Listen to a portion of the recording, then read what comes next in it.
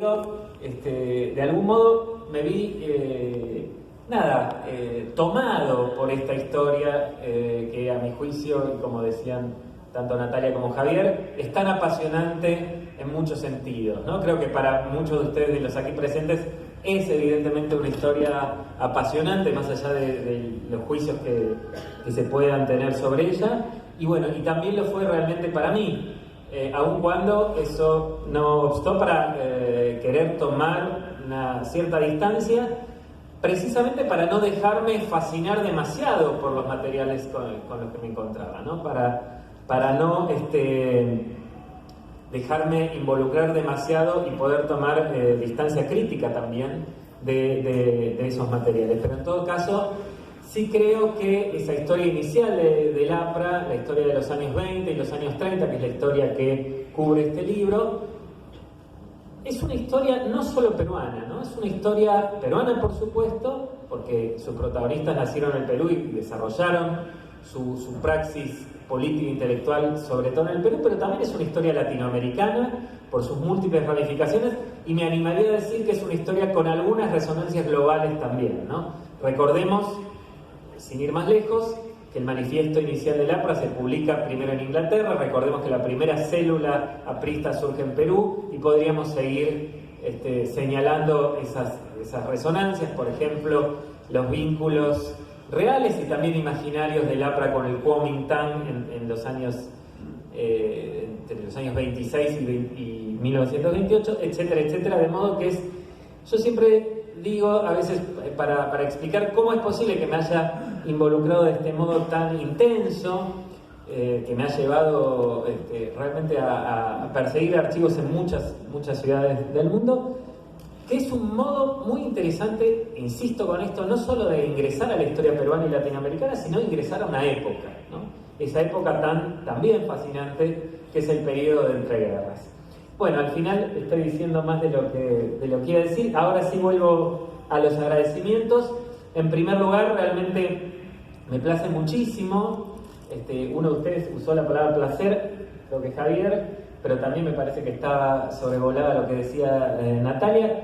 Me place muchísimo que sean Javier y Natalia lectores tan agudos y además amigos que me han acompañado en el trayecto de estos años, y además que son lectores tan agudos y con tanta sensibilidad para leer muchas cosas. Por ejemplo, sencillamente las citas que eligió Natalia me parece que son reveladoras de esto, ¿no? Y todo lo que dijo a partir apenas de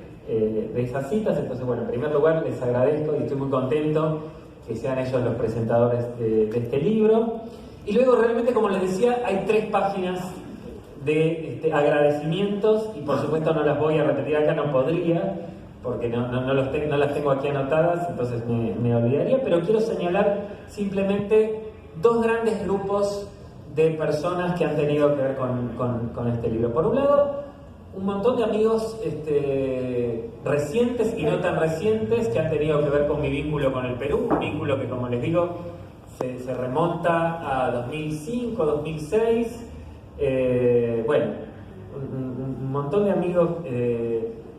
tanto académicos como no académicos, que me fui haciendo en este tiempo y que me han ayudado de diversos modos.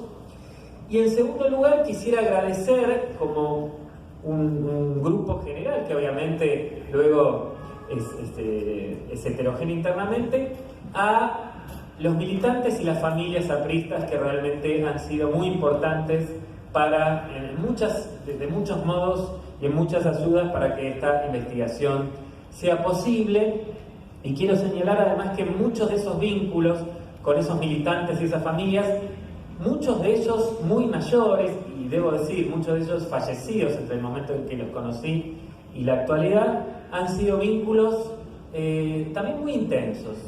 donde entrevistarlos y entrar a sus mundos era entrar a mundos emocionales y no meramente mundos políticos, y eso ha sido también una parte muy, muy importante de la investigación. Y digo, son un conjunto muy grande de personas, pero quisiera mencionar, para señalar dos casos nada más, casi 2 extremos, desde las entrevistas que tuve con Armando Villanueva, donde él no solo mostraba muchísimo interés por la historia, sino y ahí eso lo digo en los agradecimientos, una inusual preocupación por los contextos, ¿no? A veces ocurre que cuando entrevisto o hablo con militantes apristas, a veces los contextos quedan un poco diluidos. Y yo les pregunto por los años 20 y me hablan sobre momentos siguientes o incluso sobre la actualidad. Bueno, lo que sucedía con Armando Villanueva es que tenía una notable preocupación por fechar y contextualizar exactamente de qué estaba hablando, ¿no? Decía, no, esto ocurre aquí, luego se modifica, etcétera, etcétera. Y eso es algo que los historiadores, que nos preocupa mucho los contextos, agradecemos muchísimo. Y en el otro extremo, una militante popular, ya fallecida también, tal vez mucho menos conocida, Teresa Claros, una militante de la base Chalaca del Callao, a quien pude entrevistar una noche del año 2012, como 4 horas, y fue una entrevista maravillosa y también plena de emoción. Y bueno, quería mencionar en esos dos casos, y podrían ser otros, ejemplificar lo que han contribuido, y por eso les estoy realmente muy agradecidos. Bueno, y finalmente, y para terminar, y bueno, y aunque podríamos seguramente conversar de muchos aspectos del libro, quiero decir que espero que la lectura del libro les resulte provechosa, y estoy abierto a continuar la discusión, continuar la conversación sobre estos temas, porque realmente se cruzan un montón de conexiones y de aristas en estas historias. Bueno, pero finalmente quiero terminar agradeciendo, como ya lo hice en la primera presentación que hicimos en México hace 2 semanas,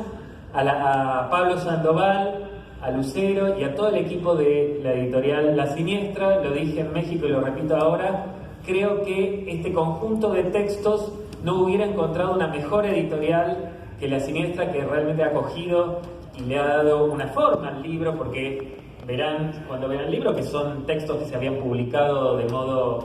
individual, cada uno además atado a su propio pequeño contexto. Por ejemplo, uno surgió a partir de un dossier sobre exilios,